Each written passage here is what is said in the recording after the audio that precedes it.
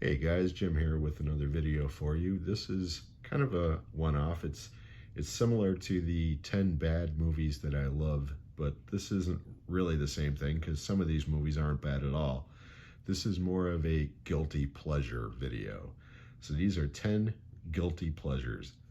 But before we begin, if you'd be so kind, if you like what you see, give me a like, a subscribe, and possible comments below. Let me know how you feel about these movies. Let me know about some of your guilty pleasures, okay? So we're going to go in alphabetical order on these. I got 10 titles. I'm not going to go too far into them other than to explain why I like them, okay? So number one, we have Bad Grandpa. This is the only Jackass movie that I own. This is a really stupid movie. Some of it's scripted, some of it is not. It is absolutely hysterical. It made me laugh till I cried. It's so stupid, so juvenile, but my God, I laughed so much. And yeah, I have to admit, I'm kind of guilty. You know, this is definitely a guilty pleasure. I'm not going to run out and preach this movie to the mountaintops, but I really enjoy this movie. Next, from Shout Factory, The Boys from Brazil. This is a conspiracy thriller with a top-notch cast. And Laurence Olivier was actually nominated for Best Supporting Actor for this movie. And I don't understand why, because it's one of his worst performances, quite frankly. But this movie is just bug nuts crazy. It's a conspiracy thriller with escaped Nazis hiding down in Central and South America trying to clone Hitler, and it is just absolutely insane. This is not a particularly good movie, but it's great. And again, this is one that is definitely a guilty pleasure. This one's not so much a guilty pleasure. I wear this one on my sleeve, but I have had animated discussions with people about this movie because the overwhelming majority seem to hate Bubba Hotep. And my argument is always, how could you possibly hate a movie with Bruce Campbell starring as Elvis, as an old man, as if Elvis actually lived? And not only that, but Ozzie Davis playing a man who is convinced he is JFK. But by the end of the movie, so are you. And they're fighting a soul-sucking mummy. I mean, my God, this movie looks like it was made on about $1.50 budget. It doesn't matter. I love this movie. I've loved it since the first time I've seen it. I will always love it. Most people don't. I do. But now we're back to the guilty pleasures. Hudson Hawk with Bruce Willis. This is basically considered one of the worst movies from the 90s.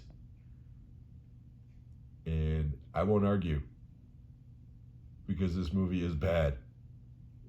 But for some reason, I don't know why. I still can't explain why. But for some reason, from the moment I saw this movie, I loved it. And still do. But I've given up trying to recommend this to movie to people because I've got about a 95% fail rate. So maybe I'm wrong, but I love this stupid ass movie. Here's another guilty pleasure, but it is what it is. The Lawnmower Man. Supposedly based on a Stephen King story, but it has nothing to do with the original short story from Stephen King. So much so that when this movie came out, Stephen King sued to get his name off the movie, which they did. But then when they put it out on videotape originally, they re-released it as Stephen King's Lawnmower Man, and he sued him again. And he's gone on record to say that he won more money off of that lawsuit, that second lawsuit, than he did in any other movie deal he ever made from anything else made from his work. And yeah, this is a goofy, stupid Frankenstein virtual reality thing with Jeff Fahey playing a mentally challenged person, and it's so wrong on so many levels, but you know what? I love it. I've always loved it. But Stephen King's got nobody to blame but himself for this one. Maximum Overdrive, or as I have affectionately called it, Cocaine the Movie. I've been calling it that for years.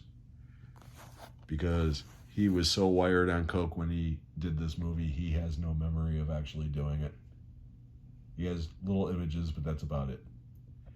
And this is truly a bad movie.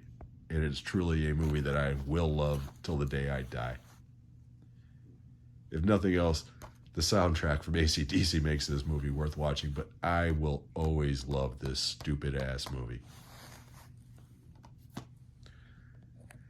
This one's probably it is the newest one out of all of them. And again, I got no problem saying I love the newest Mortal Kombat. People seem to think that the original one from the 90s is the superior film. It's not. It's just because that's the one that you grew up with. Believe me. That's the one that, I didn't grow up with the original one because I was in my 20s when that movie came out. Probably pushing 30, but I've been a fan of the games from day one. And my first bitch about that original movie was, it's a lot of fun, but it's not Mortal Kombat. It's not bloody. It's no fatalities. It was toothless. However, compared to the sequel, the original Mortal Kombat is great. This movie, for all of its flaws, delivered exactly what I wanted for a Mortal Kombat movie. Blood and fatalities. If I want character development, I'll go watch Casablanca. If I want cool-ass kills, I'll watch Mortal Kombat. Yeah, I love this movie. I think it's great.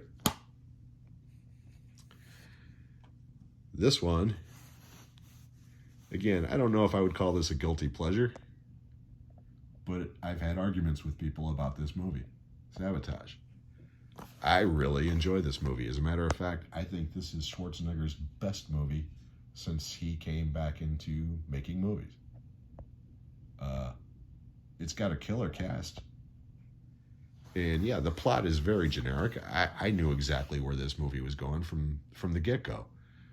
Doesn't matter. This movie kicks ass. This one, we're back to the cheese, but I don't care. Stone Cold, with football player Brian Bosworth with that great mullet, but more importantly with Lance Henriksen and William Forsythe. This is, again, not a good movie, but it's a great movie. I love this cheese fest. I live in Wisconsin right now, and this movie has more cheese in it than the entire state I'm living in. But I will always love this stupid-ass movie. And last, and in some eyes least, depending on your point of view, but again, I've had animated arguments with people about Team America World Police. The puppet movie conceived by Matt Stone and Trey Parker, the masterminds behind South Park. This movie is ridiculous. It's disgusting. It's politically incorrect. Oh my God, it's so offensive. I love every moment of it, but I have got into heated arguments with people talking about this movie. So that's why I included it on this list, because I'm sure some of the people watching this video will be watching this and saying, God, I hate that movie. But I guarantee there will be other people saying, you know what? I love that movie too. So anyways, guys, I hope you liked this little video. If you did, please, again, hit that like button, hit that subscribe button, drop some comments, and I'll talk to you on the next one. Bye.